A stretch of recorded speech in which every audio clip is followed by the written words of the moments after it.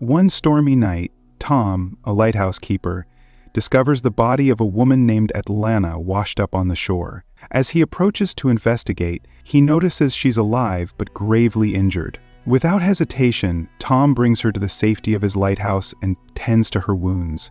However, when Atlanta regains consciousness, she mistakenly believes Tom is a threat and almost kills him with her trident. Tom quickly explains he means no harm and only rescued her from the storm. Overcome with exhaustion, Atlanta faints again, leaving Tom to nurse her back to health. When Atlanta wakes up, she is disoriented and curious about her surroundings. She impulsively eats Tom's pet fish, leaving him startled but understanding.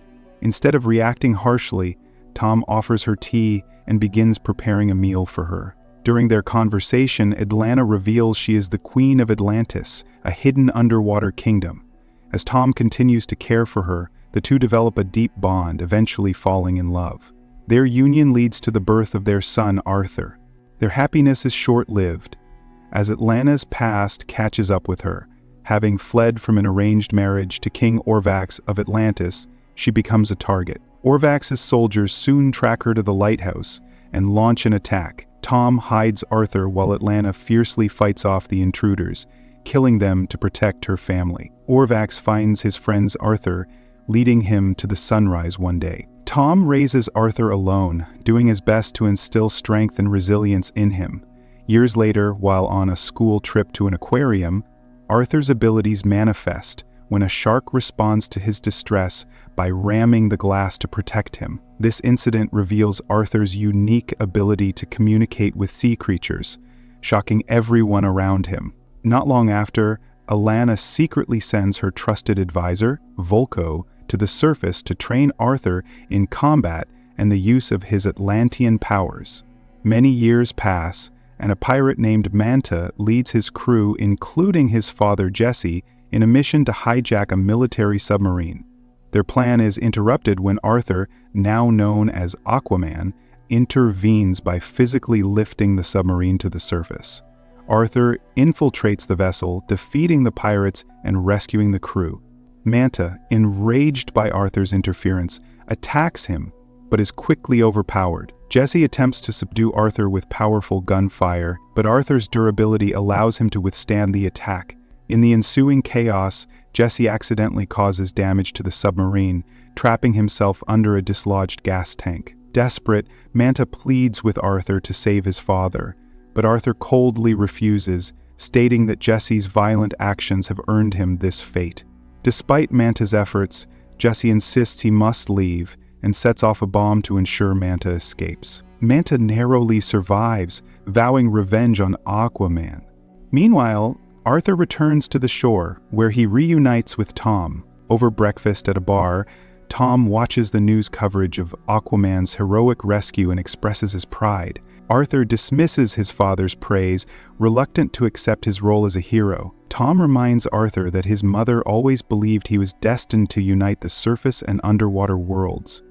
Arthur, however, remains bitter, blaming Atlantis for his mother's presumed death, believing they executed her for marrying a human and having a half-breed child. Tom urges Arthur to let go of his guilt and anger, reassuring him he is not to blame. Their conversation is interrupted when fans at the bar recognize Arthur as Aquaman and eagerly ask for selfies. In Atlantis, Orm, now king, discusses his plans for dominance with his advisor Volko and visits King Nereus of Zebel to seek an alliance. As tensions rise between the underwater kingdoms and the surface world, Arthur's journey to embrace his destiny begins. And during a meeting, Orm tells King Nereus that it's time to launch an assault on the surface world to eliminate the humans before they discover Atlantis. Orm argues that allowing humans to bring their submarines near Atlantis is too dangerous.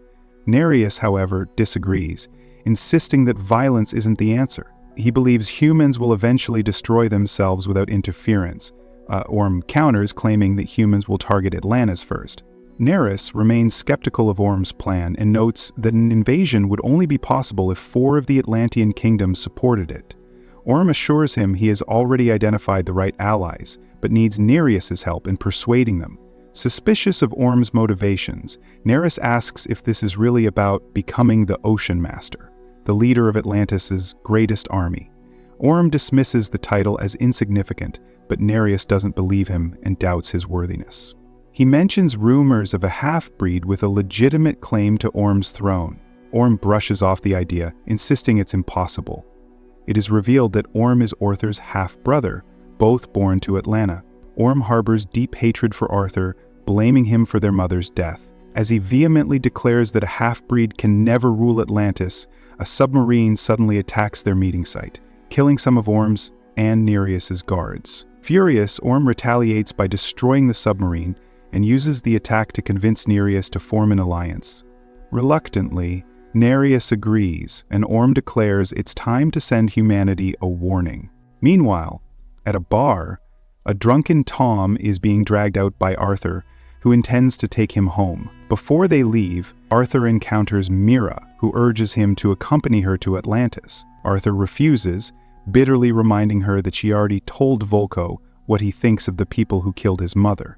Mira warns him that Orm is preparing for war against humanity and insists they must work together to stop him. Arthur sarcastically asks how she expects to defeat Orm, and Mira explains that the only way is for Arthur to return to Atlantis and claim his rightful place as king.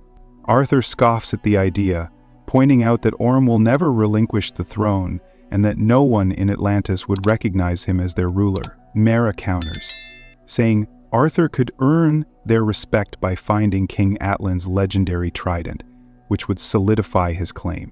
She reveals that Volko has found clues to the trident's location, urging Arthur to join her in retrieving it. Still uninterested, Arthur leaves Mira behind in the parking lot. Elsewhere, Orm meets with Manta, revealing that the submarine attack was a staged event to provoke Nereus. He pays Manta for his role in the deception, but Manta demands revenge against Aquaman for killing his father Jesse. Orm doesn't respond but leaves, signaling that their business is concluded. Shortly after, as Arthur drives Tom home, he notices birds fleeing the area.